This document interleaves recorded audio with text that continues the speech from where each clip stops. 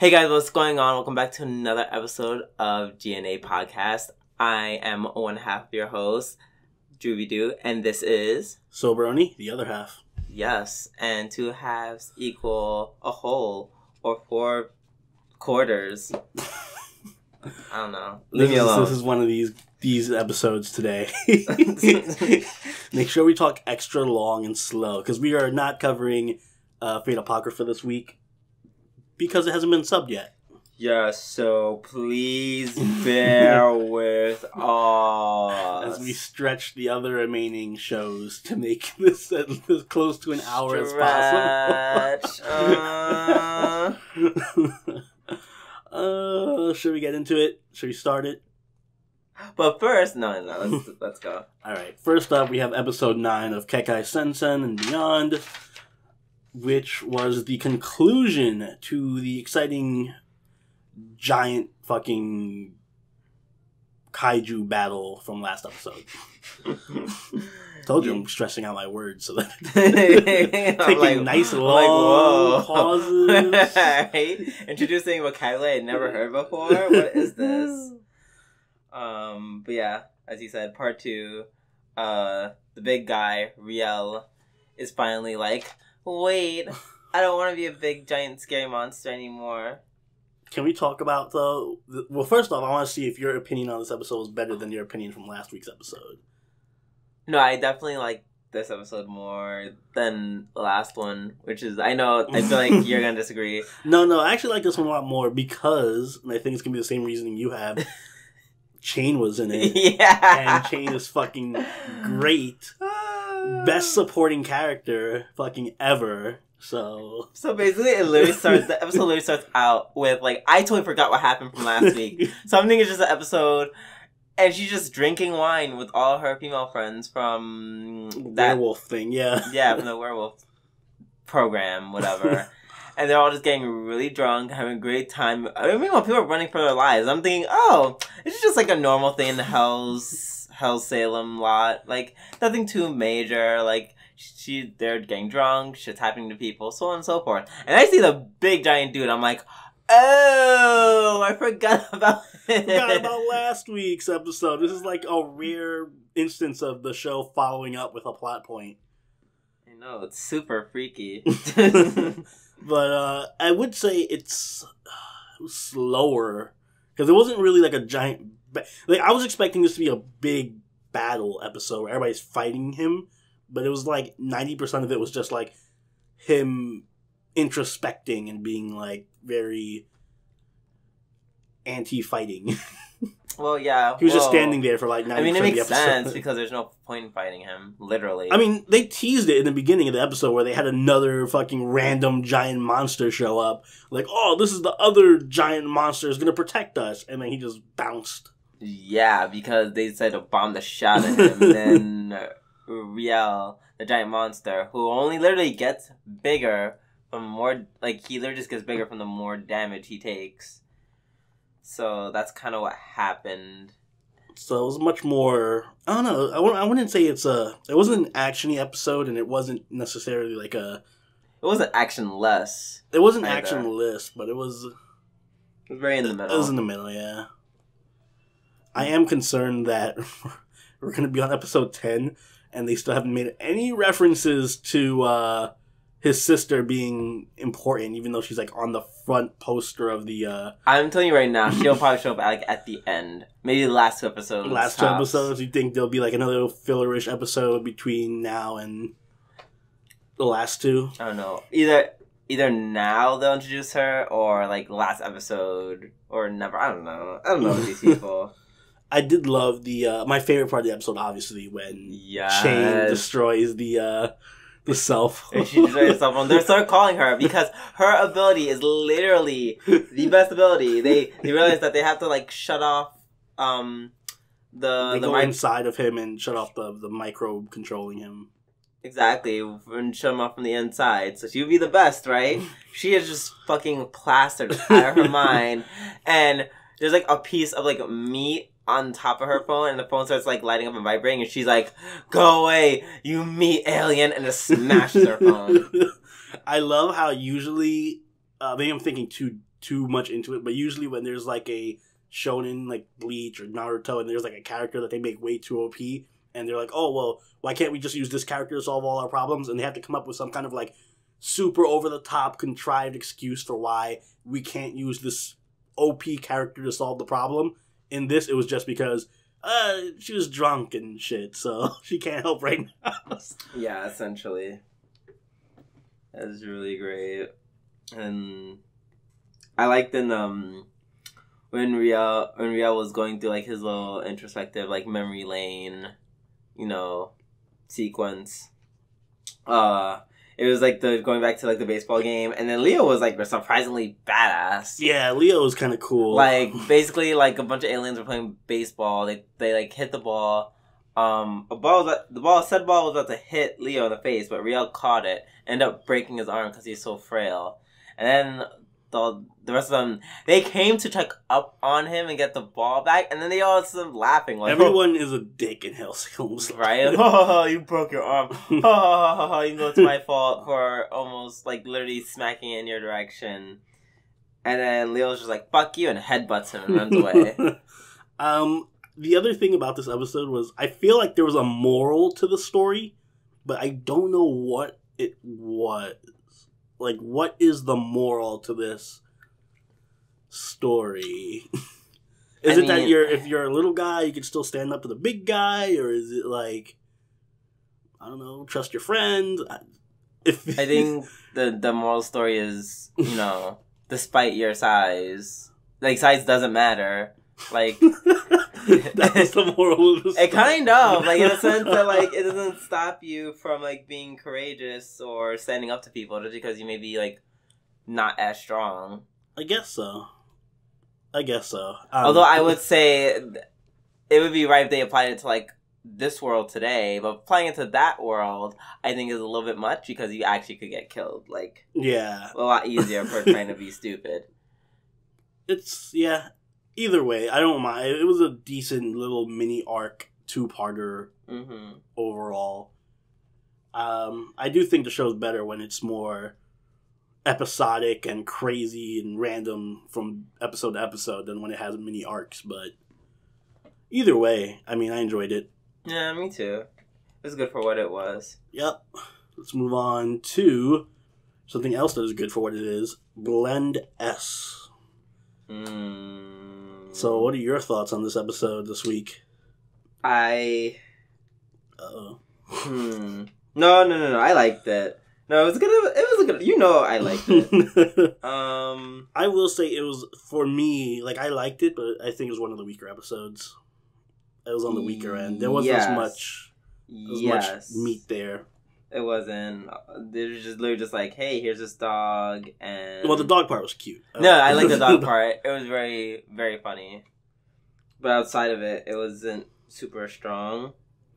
Also, I have to point out the fact that, like, twice, like, that whole scene where, like, I think the manager, like, thinks of something, or someone says something to the manager, and, like, he just spirals into, like, that's from animation. Yeah. I want to point out that in the first one, something was said, and I'm not sure, I don't think that was on purpose. I think that was, like, a mistake where they put, I forget his name, the trap guy.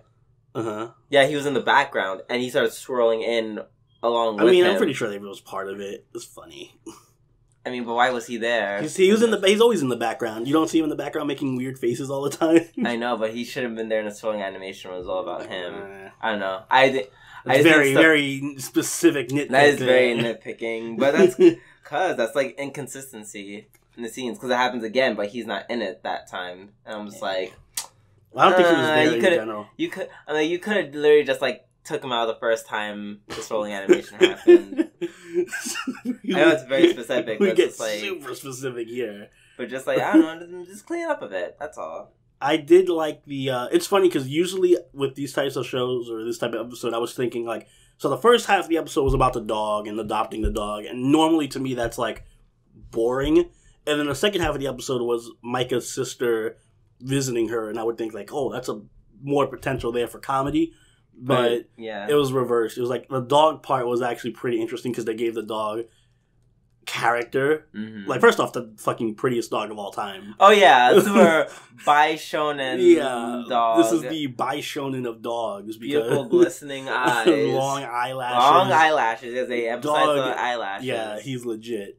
And they actually gave him a bit of personality where he's like a troublemaker and he's a dick and he's like threatens to destroy the manager's figures because we'll take him out for a walk and shit. He just hits him with a bunch of sand from the sandbox. Like, there's a bunch of, like, the dog was actually an interesting character. So I enjoyed that part. But then the second half was, I don't know, I just felt like there wasn't much there. Like, Micah's sister wasn't, it didn't go over the top or anything, which is Micah's sister was there. I think it would have just been better themed by the sister and the brother. Oh, yeah. I don't know why they didn't put the brother in there. And they pointed that out themselves, like, oh, why didn't she invite me? Exactly. They should have. Yeah, I just thought that there could have been more. Maybe because she didn't really interact with the staff as much. She did. She was just interacting with her sister, yeah. which is, like, cool. It was like, Yeah, I'd rather see her, like, interact with, like, Kaho and Mafiu, and she did a bit with the manager, but not enough. Yeah. So, I don't know. I felt like the second half kind of just, like, it was cute and nice, but it was flat, yeah. They also did address the fact that... I was about to segue into the next one. Nope, Finish too your late. thought. Too Finish late. your thought. Finish Trying your to thought. buy time here. I like the fact that they actually brought up the Micah having feelings for the manager in the very beginning of the episode. Oh, yeah, they did touch upon that. Even though they didn't expand upon it at all after that first scene. Also, I'm still, like, waiting for someone to just be like, hey, she's in high school. And you're 26. I actually thought he was older than 26, so now that he's 26 and she's like, what, 16 probably? Yeah, that still makes me feel a little uneasy about it. It is uneasy, but give her 2 years. Let's move on. Moving on. Well, how good of a segue was that? Speaking about inappropriate dating, let's move on to Himouto Umaru-chan R. I hate that's actually it actually is a good, yep. Episode 9.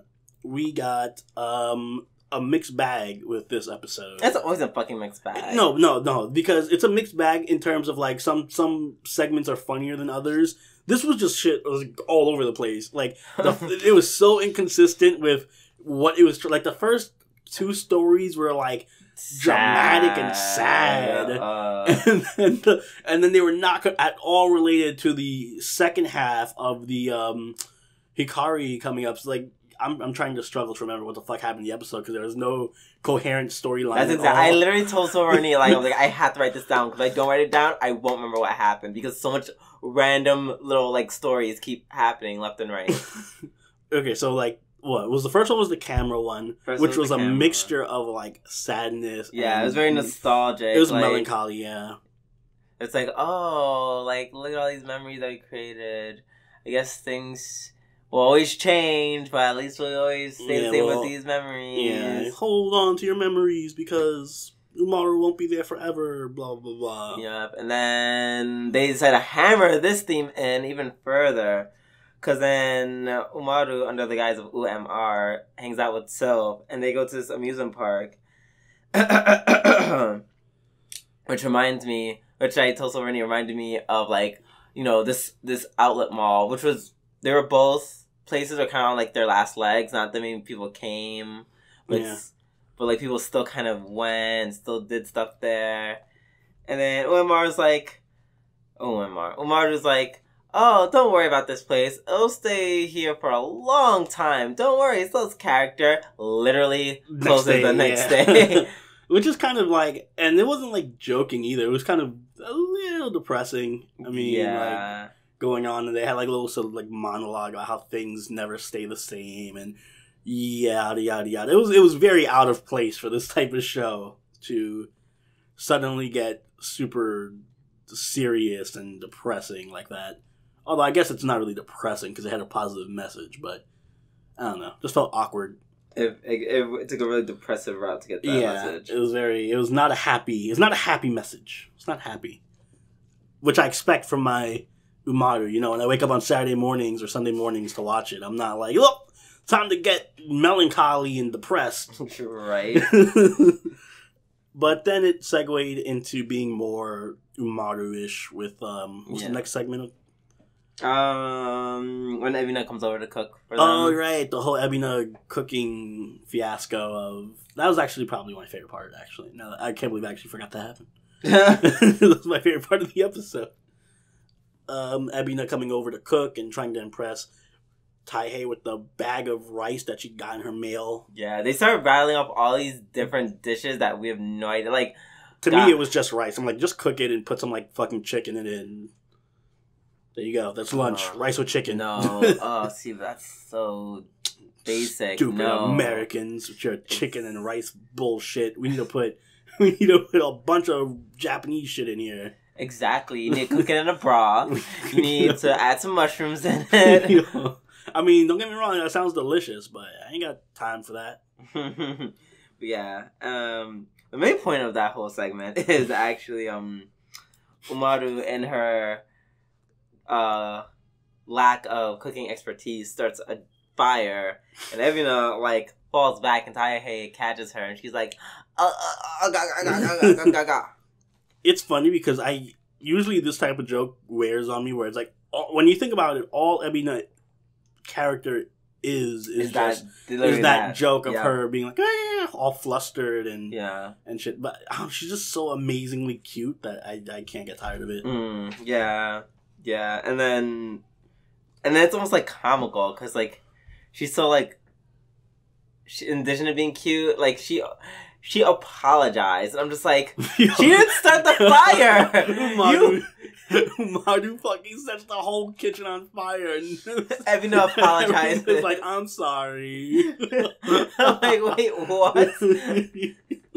Oh god, I love it. But that's what makes her lovable. And then do we get to the Hikari pancake party thing? That is what happens next. Hikari comes over for dinner.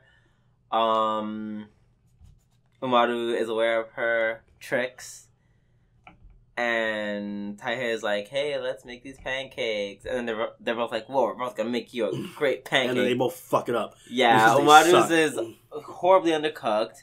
And Hikari burns hers. Which is what I would do. Because I feel like I'm the only one. I feel like everyone's like, hey, pancakes are super easy to make. You just do this. And I cannot make a fucking pancake for the life of me. I fucking hate cooking pancakes. I hope we had this conversation before with card captors, by the way. Did we? Yeah, when we did the card captor OVA and they had pancakes in the middle of the fucking morning. Oh yeah. I'm just getting deja vu now, but yeah, no, I can't make pancakes for the life of me. Fuck pancakes. Yeah, I hope you're paying attention to what you were saying as how to know when to flip it. When it starts bubbling, that's when you flip it. It starts bubbling. It's always bubbling. It's no, pancake it's not. Whatever. I can't cook anything that requires you to like stay there looking at it. It's fucking. I have things to do. I gotta put it on. I have to go on my phone. I have to play Fate Grand Order. Farm. I have fucking farming to do. But what were we talking about? Oh wow, really? We're talking about when Hikari came over for dinner. Right, so Hikari came over for dinner. Jesus, get together, Silver Running. Sidetracked by the pancakes. Sorry, I got triggered by pancakes. Yeah, no, that was a cute part of the episode. I think that was at least it ended on a positive note. Yes, where it showed like somewhat promise of Umaru finding some kind of common ground with Hikari. Yeah, I'm interested to see where that goes, because we still don't have I mean, I'm pretty sure this is going to be 12 episodes. I can't imagine this show being 24 episodes. Yeah. So it's probably going to end within the next 3 episodes. So, definitely. And I'm interested to see if they probably won't, but if they address any of the other, like, I don't know, misconceptions, like, if they'll find out Alex and Hikari and Kanu have some kind of history, and then UMR and Umaru are the same person, and Shisho and Umaru are the same person. Because they kind of hint at it here and there. Umaru. I'm literally saying the opening of School Rumble. God, somebody do that. All right. Yeah, it was good. It was except for the first half, it was a decent episode. Oh, and I know you're trying to move on, but in the spirit of trying to stretch this episode, can we talk about the fucking creepy looking hamsters? Yeah, so the hamsters. Oh, that was a whole nother segment of the episode. Yeah, that was the last part of the episode. That was the last not part. Oh, see, I forgot about that. There was a whole segment about the hamsters and the fact that they're dying of stress, which I guess wasn't too positive, so I retract my previous statement of this ending positively. They're just they're so creepy looking. I wouldn't even call that a segment. That was literally like a minute little short thing about the hamsters and how the hamsters see the world, I guess. More or less. And they're creepy as hell. They have really weird faces. I know. Like I didn't know they were like real like things. I thought they were just like toys. And then it's over and he was like, oh yeah, no, those are actually like real hamsters. I'm like, according to who? Yeah.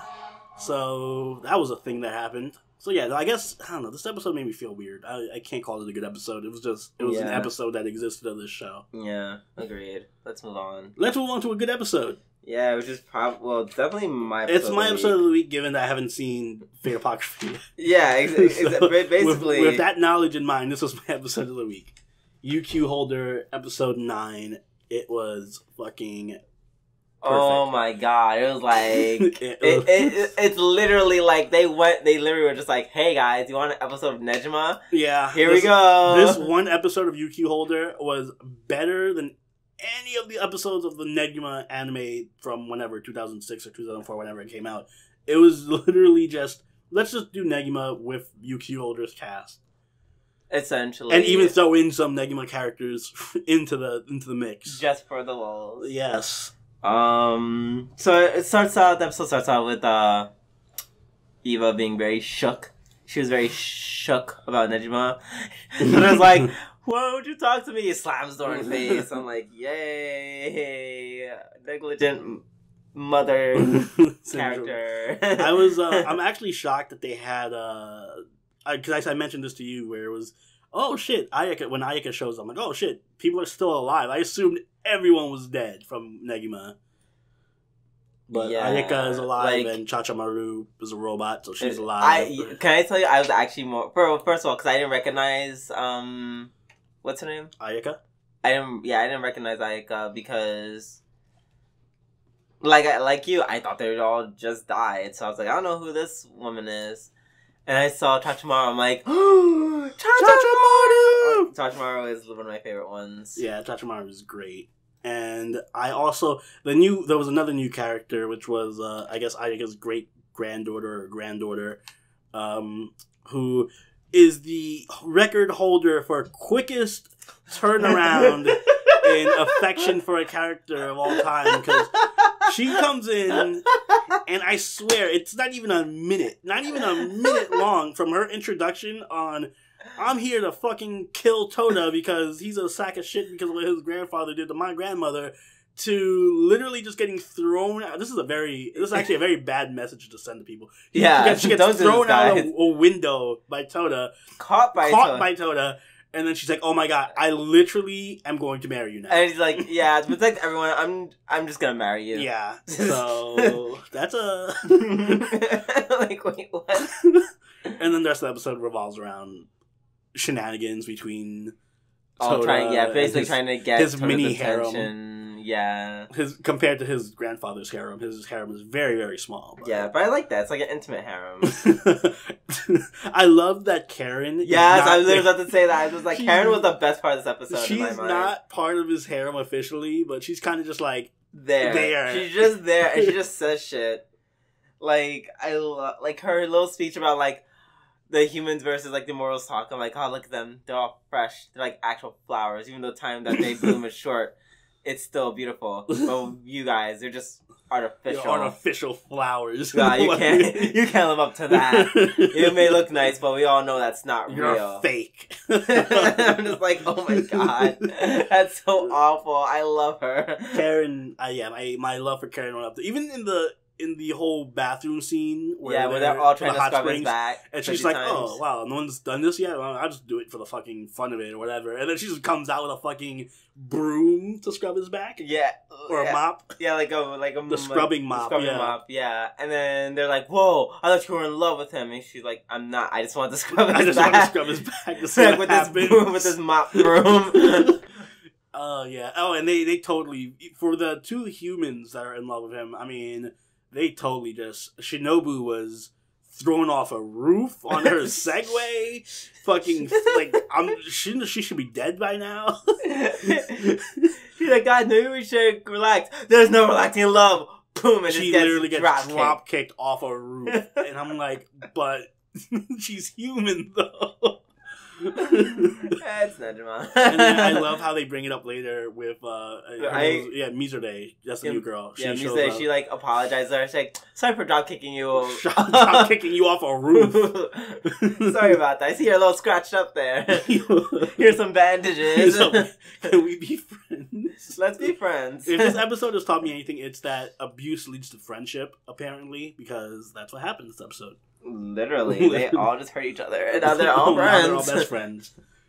I did also, obviously, the other big portion of the episode was the Ava and Touta conversation and revelations. Yeah. Also, can I just say how, like, through the episode, I'm convinced that, like, Silveroni somewhat, like, was ghostwriting for this episode. Oh, he like predicted like he called out like a ton of shit. I'm just like, oh my god.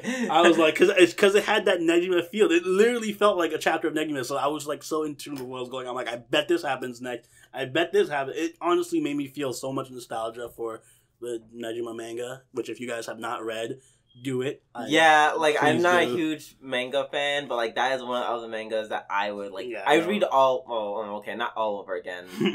I read from the Magic Tournament. That's mad deep into the story. I would read it. I would read it. That's not mad deep into the tournament. Read it. Compared to everything else that happens, that's not that deep. It's like volume 15-ish. I would read the whole thing. It's so fucking good. I love it. But the revelations we got, and super huge spoilers, by the way, if you haven't seen the episode, were... then just don't listen to what we're about to say. And also, Touta being a clone of Negi, which does explain why he was able to use those powers so easily. So I knew we were probably going to get an explanation for that, because I trust Kanakamatsu's writing. So 100%. Even when it makes no sense, I believe in him. I believe... So now that we know he's a clone, that's one thing. We also now know that Negi killed the... Negi is Sin. Negi is Sin, yes. Negi is officially Sin. He killed he's Sin from Final Fantasy X. He killed the previous Sin, and now Sin is in it. Yes.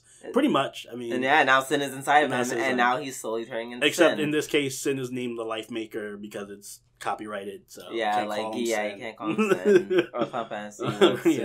Fucking Square Enix will come down and...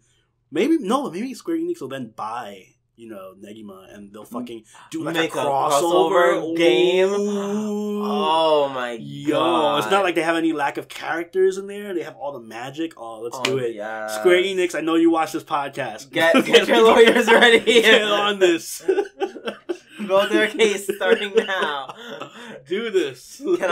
Cannot come out. So I'm sorry. Just go with them. Go with it. I need Negi in Kingdom Hearts 3, guys. Come on. Oh my god. But yeah, no. So he's a clone. So that was a great revelation and it's something I didn't see coming. So it threw me for a loop. Yeah, it was a good plot twist. Had really good writing. Oh fuck, I was gonna do a nice segue, but Ousama Game is not next. So that was my episode of the week. And anything else you want to say about it? Nope. It was pretty great. All the slapstick and nakedness and all. Speaking of nakedness, Speaking of nakedness, yes, ShoBitch. That's how you do a motherfucking segue. Okay, good job. I'll think of the segue. It's hard to segue from ShoBitch into Ousama Game, but give us time. This was a funny episode. It was. I will say, and I'm not saying this is a bad thing. I will say that for first time, I was like, This is the first episode in like a few weeks where I felt like I wasn't getting punched in the face over and over by like great comedy all the time. Like I feel like I can actually breathe through this episode. It's funny because it's like a lot of these jokes are. It has a bunch of different types of humor, and this episode was definitely one of the.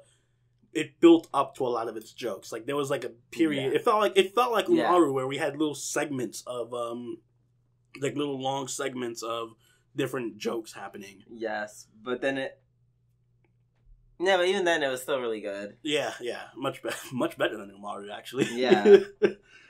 the whole. What was her name? Shizuka? Shizumori. Shizumori, yeah. The stalker, right? The stalker, yes. Yeah. Oh, gosh, she was so great She was fantastic. She's been built up over the past few episodes, but she took center stage as, like, the premier voyeuristic stalker in the series. Yes, and I'm 100% here for it. Oh, my gosh. Basically, she was literally, like, in the beginning of the episode, literally, she's caught, like, watching this... Like, this couple, like, right after they were done doing whatever they were doing, the student council, what's her name? I have her name written down somewhere. I can get it first. I'm gonna beat you to it. It was Sayori. Yeah.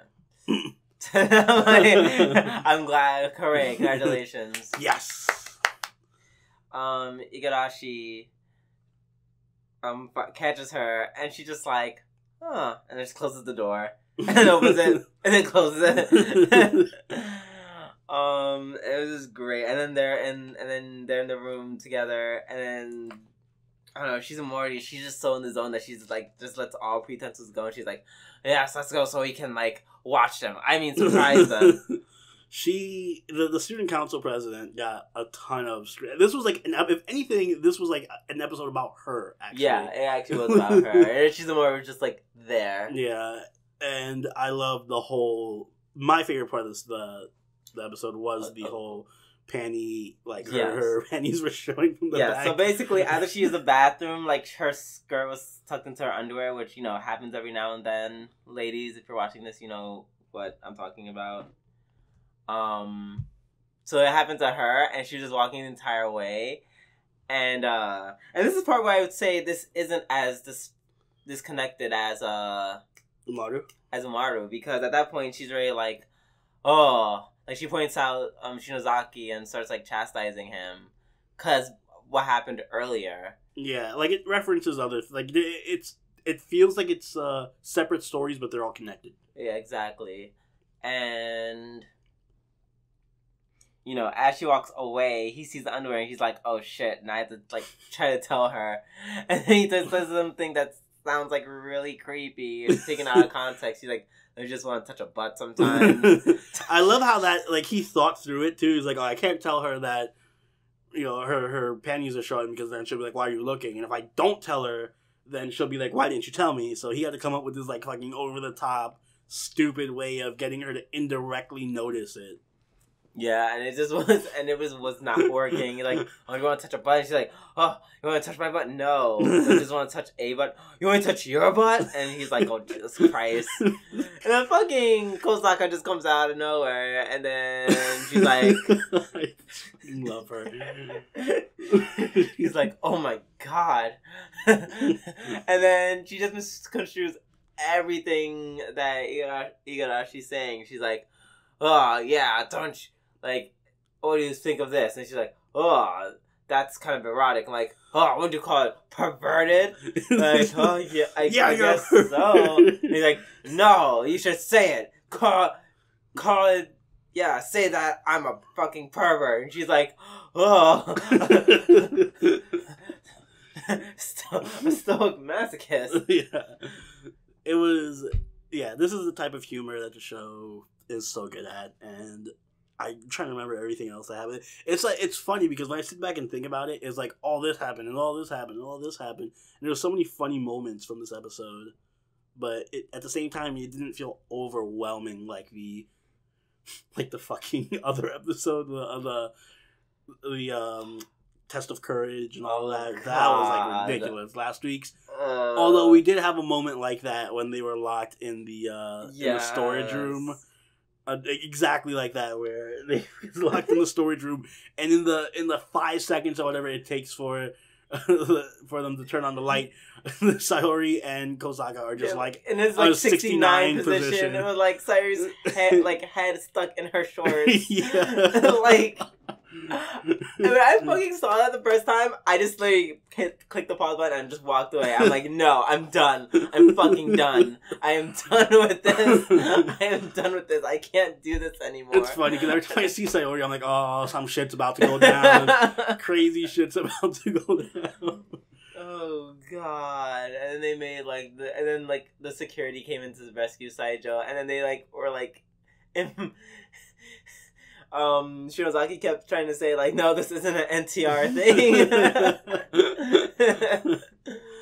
This was a good episode. Yeah. I'm so sad there's 2 episodes left of the show. If you guys are into, like I said before, if you're into Sedokai or, like, just sexual, raunchy humor, this show is so fucking good. Yes, please watch this. I need to watch this with my boyfriends when I have the chance. It's so good. And then we should probably, before we move on to shittier anime, we should probably mention the fact that whatchamacallit, the one scene where Kosaka just doesn't have her underwear on. Oh right, that was like the big scene of the episode or whatever. Yeah, Kosaka just walks around without her underwear and is trying to hide it. And for her, she just doesn't. And I like this because even though it was like a sexual kind of thing, it wasn't like her making sex jokes. It was just like her kind of just like, oh shit, I don't have my underwear. Yeah. It was funny. It's such a good show. Oh my god, why is it only 10 episodes? Yeah. Well, speaking of NTR, next is Ousama Game. Boom. I am on fire. You're on fire with these segues. Your segues are lit. Yeah, so like Rhea every episode.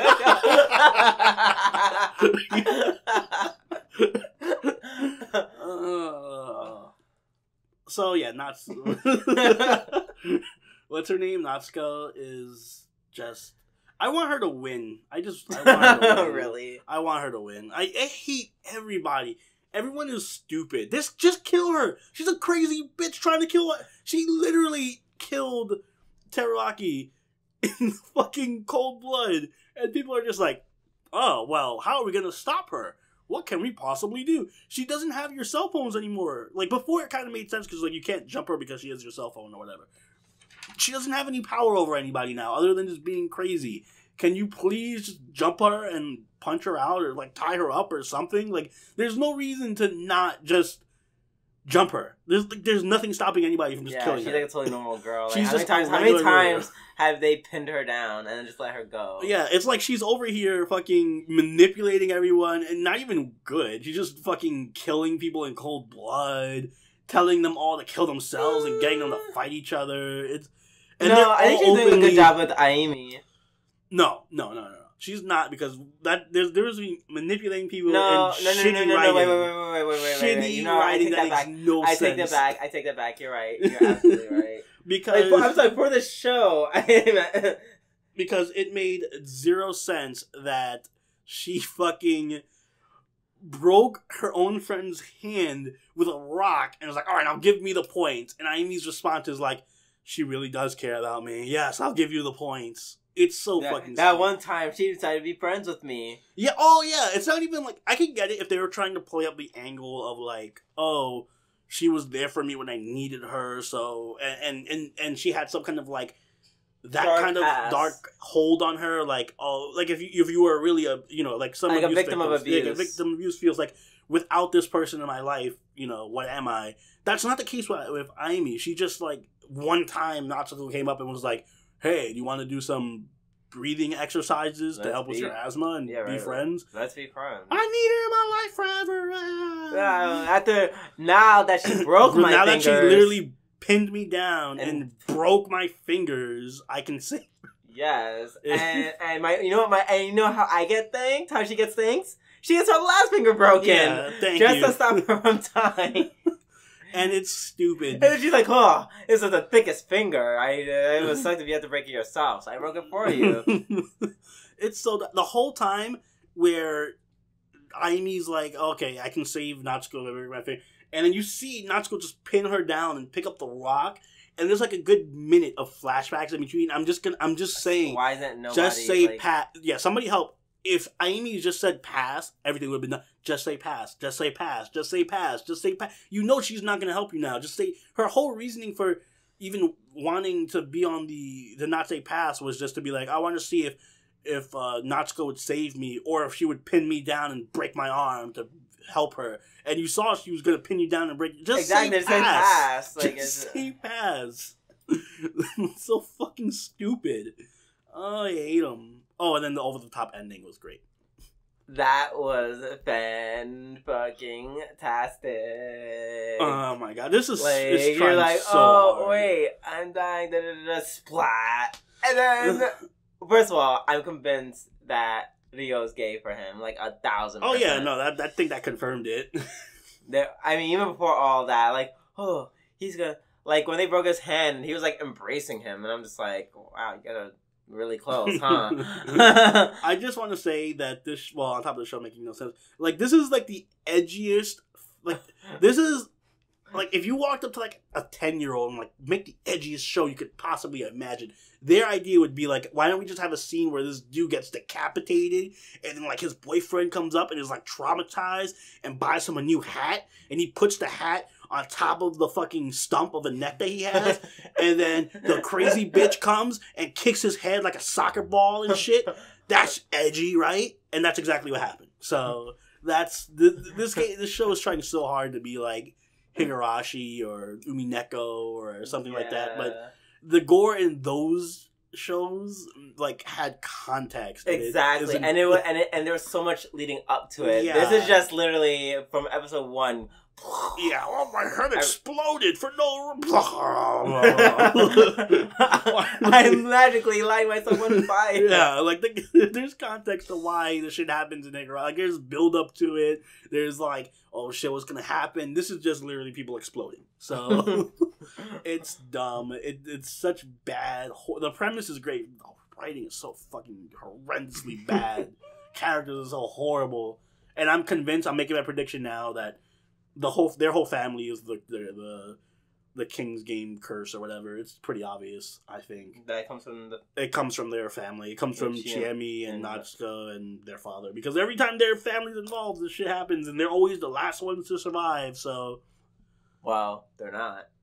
Now they're not.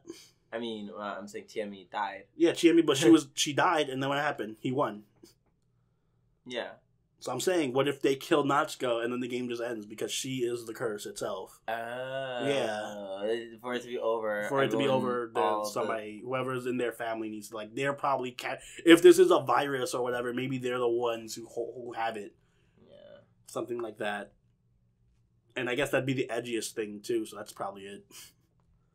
That's probably what's gonna happen. Too bad no one's gonna kill Natsuko because it's too hard. She's just standing there. She's just a teenage girl. She's just a teenage girl that's standing there with no way of protecting herself. I can't. I hate the show. I hope Natsuko kills everybody. I actually do. I really do. I hate Natsuko, but I hate everyone else more. So yeah. Well, also she's not gonna win, but. I hope so. No, because that's not that good of an anime. I know, it's not that smart. It's gonna have some cliche, stupid ending, but I really wish. You can win the power of friendship. Everyone is dead. Everyone is dead. What friendship? Maybe it'll end with Natsuko like reforming her way after everyone else is dead. Of course, it'll end with her reforming. Like no, this is how it's gonna end. It's gonna end with the main dude, fucking, and Natsuko, the only ones left. And it's going to be some stupid, like, oh, one of you has to kill the other or something. And King's Game. And he's going to be, no, he's not going to kill himself. He's going to be like, no, I refuse to kill you because I want to show you that we can live together. And then Natsuko's going to be like, oh my god, you showed me the light and now we're best fucking friends, marry me. And then they're going to get married or whatever. And that's going to be the end of the game. It's like, oh, friendship and love prevails over. And then in the prologue, she actually just stabs him one day and just violently kills him. Oh, I hate the show. All right, I think that about covers everything that we had to talk about. Shame we didn't get to Fate Apocrypha. Yes, next time, people, we absolutely promise, and it's going to be lit. It's gonna be amazing. But yeah, that's all we have for now. If you enjoyed us rambling about how shitty anime is, or everyone just being cuckolded all the time, by all means, like, comment, subscribe. Check us out on Twitter if you haven't. And if you're feeling especially inclined, please consider donating to us on Patreon, and you can have your name listed in the credits up above, like you see now, for our lovely, lovely donors and contributors. Yes, and don't forget to join our Discord. That's actually pretty lit. That's pretty lit, yeah. It's popping now. We got mad people in our Discords, party every fucking day. Especially during the streams. Exactly. So yes. Any last words of wisdom? Don't watch King's Game. That's the wisest thing I can ever say. Agreed. This has been the G&A podcast. Once again, I am one half of your host, Drooby-Doo. I almost called myself Soberoni. I know. I heard it. You heard it. I was like, this is Drooby-Doo, and this is Soberoni. And we are out of this biatch. Bye. Later.